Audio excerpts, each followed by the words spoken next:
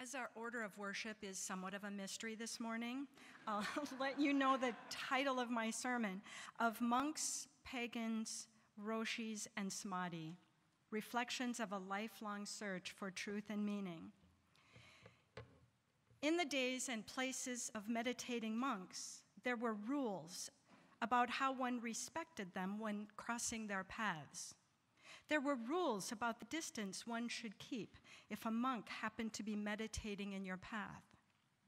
Give that monk a wide berth so as not to disturb and disrupt this meditation. So revered were they and their importance to the people. Those times are passing, and I often wonder what, if anything, is lost in the passing of such a tradition. But that is a topic for another sermon, I suspect. There is a Zen tale about such a monk in such a time. He was a serious fellow and followed all the rules. He chanted the morning ritual perfectly, rang the bell just so, and settled himself on his rug in a perfect lotus position. All these actions he had practiced his whole life. He settled into the pattern of breathing and let his thoughts still to nothing, replacing the mundane world with the wisdom of the Buddha as he was taught by his teacher, who was taught by his teacher, who was taught by his teacher, and so on down through the ages. He was at the sweet moment when the blending of all things began to fall away, when he hoped once again that this time he would achieve the experience that had remained outside his reach for his whole life. When suddenly, his peace was interrupted by a young woman skipping along and singing. She came too close and even stepped a toe on his rug before she realized with a start what she was doing. She stopped and gasped, just as the monk opened his eyes and gasped. He collected himself and admonished her for disrespect and reminded her of the rules and pointed out how far she should have kept her distance.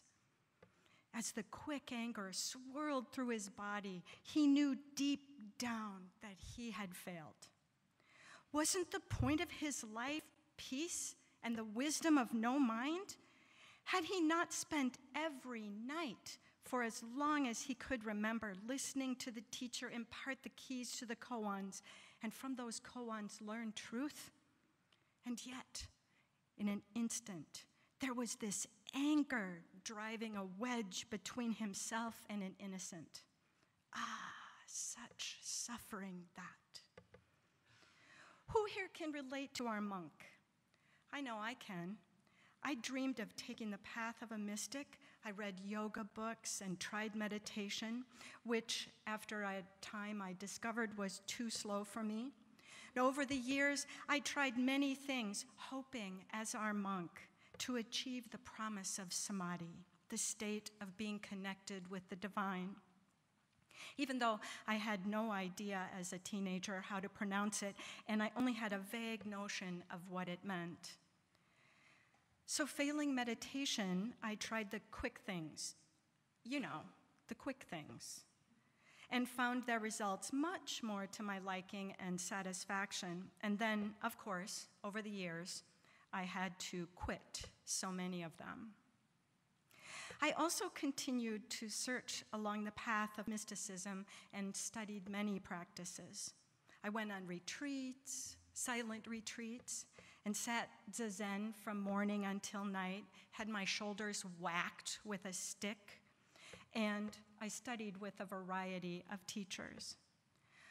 For example, I meditated with a Zen Roshi who taught us how to use koans to unlock one's mind. I learned that koans are like Kong balls for humans. You know, Kong balls, they're the indestructible they're the indestructible balls that you fill with treats, and you leave them for your dog. It keeps them occupied throughout the day, and then it's supposed to keep them from destroying your couch. Trying to get the treat from the ball keeps the dog focused. And that's the idea behind koans. Keep your mind occupied and you'll stay out of trouble. Of course, it's more complicated than that, and I actually believe in the concept because it did work for me for a while. A koan is an inexplicable riddle that one wrestles with until the seed of its wisdom is experienced. The sound of one hand clapping is perhaps one of the most famous koans. Of course, one answer would be that there is no sound because one hand cannot clap. But the question lingers and lingers as the mind settles in and wrestles with the intangible. My favorite Zen koan is, when you're not thinking of anything good and anything bad, at that moment, what is your original face? What face did you have before your parents were born? The question isn't hard. It's like asking a sunflower what it was before it was a sunflower, or the wind before it was the wind. A true Zen master never asks to see something that isn't really there. It was so easy for me to get drawn into that kind of tangible abstraction. And Zen Buddhism also has things that glitter like gold, things to collect and cherish, such as chimes and bells and zabutons and incense holders. There's also the ritual for how to create your altar, what to put on it and where to put it. Perhaps the most baffling is the ruktu, the Buddhist robe one makes to wear when taking the oath. There's also a certain way to hold one's eyes during meditation, and how to sit, and whether to face the wall or not. So many things to keep in mind in order to achieve that thing some call samadhi. The state I had only experienced with quick fixes that after a time are not so quick, and after a time get dirty and expensive until finally they don't work anymore. There was also a pagan teacher I admired and held in great esteem. I still do, as a matter of fact. However, I found her method so rules-based that I couldn't take in the wisdom she offered. And instead, I became afraid of making a mistake. In her world, everything had a right way and a wrong way, and she had a reason for everything. During the time I followed the pagan ways, I ate specific foods and made crafts for specific times of the year. The 8 Sabbats, the pagan holidays, we followed what was, to me, a very complicated liturgy of what is known as the wheel of the year. We called circles using specific language and specific pagan deities that changed throughout the year.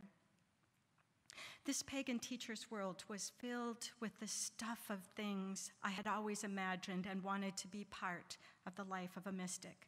There were rules and tools for everything and for every part of the year. It was everything I had longed for and for which I thought I was destined, and I found it exhausting and in the end unsatisfying. For a time, I studied the Kabbalah, which is a complicated set of esoteric teachings that originated in Judaism and is meant to explain the relationship between an unchanging, eternal, and mysterious Ein Sof, which means infinity, and the moral and infinite universe, or God's creation. It is mysterious and seeks to define the nature of the universe and the human being. It also presents methods to aid understanding of the concepts and thereby attain spiritual realization. While I only scratched the surface of this ancient teaching, one little bit of it I carry with me always is in the book of the Sefer Yetzirah, where it describes the beginning of all time. In that moment, the all that is had to realize that it wanted more.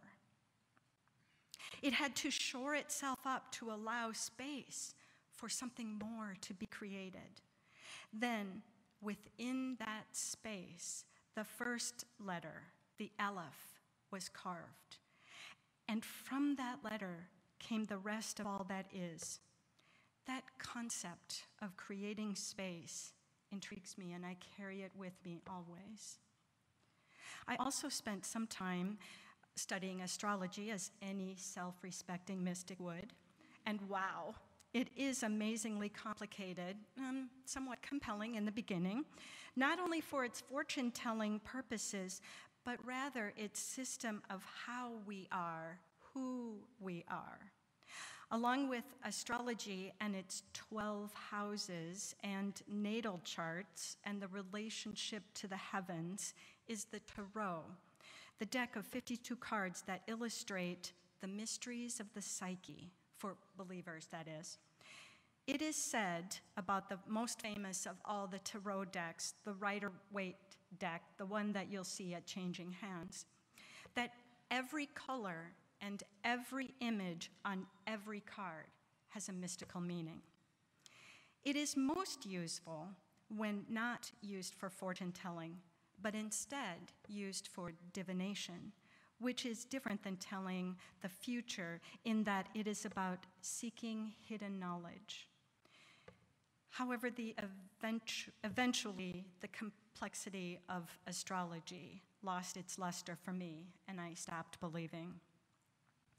For a time, I danced with the Sufis. Well, not the white-quoted twirling dancers. We did the calmer, repetitive version called the Dances of Universal Peace.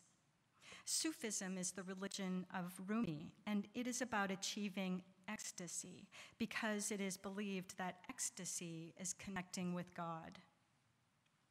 The key to the Dances of Universal Peace is that it is about making a connection with the other dancers. This is accomplished through the repetition of the chanting and by gazing deeply into the eyes of each dancer you pass. It was during one dance that I believe I did experience for a moment what is described as Samahdi. For this particular dance, we formed two circles, one inside the other and facing each other, and then we chanted, "I am another you, you are another me," as we went round and round the circle, moving in opposite directions, and sang the full chant to the next dancer. And at one point during the dance, I looked into the next dancer's eyes, and for a moment, everything fell away, and I felt complete peace and joy. I felt completely present and without desire or longing or regret. It lasted only for a moment until the spell was broken and the mundane world came rushing back.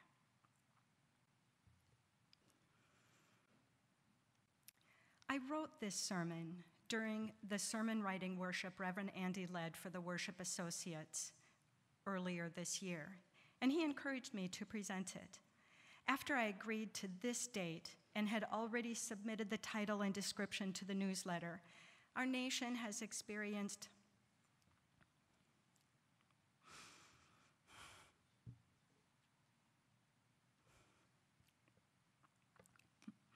much upheaval, including the shooting in Charleston and the subsequent burning of Black churches throughout the South. The Supreme Court's decision that has legalized marriage for all who love each other, and the subsequent virulent lashback for those who are dissatisfied. And for a time, I thought I should change my topic and address some of these big political issues. But eventually, I decided not to change the topic because it seems to me that there is value in times of turmoil to focus on the spiritual.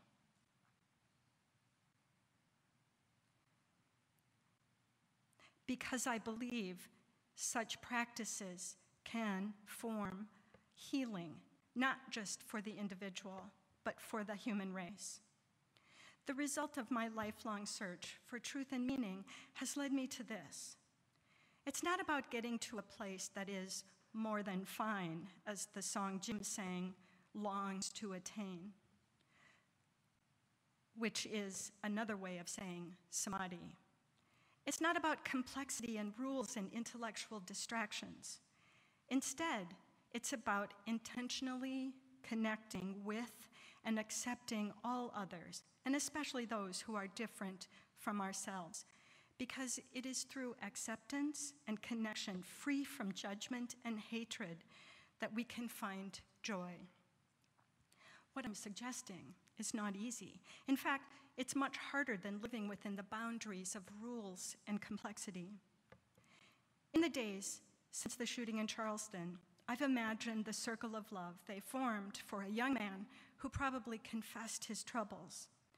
In that circle, they offered him their compassion, their acceptance, and the healing hope of their God. They offered him connection that was free from societal judgments of race and the other division we have amongst ourselves.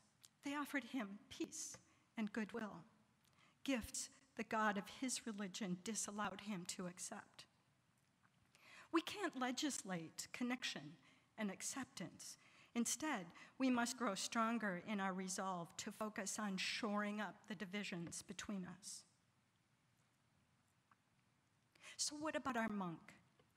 We return to him struggling with the pain of failure and watch as he looks up at his teacher in this moment, the girl who so rudely disrupted his meditation, who now apologized and said in innocent, "Dear monk, I'm just a girl, happy and singing because I'm on my way to visit my lover. Isn't that what you're doing too? If so, then why aren't you happy?" Blessed be.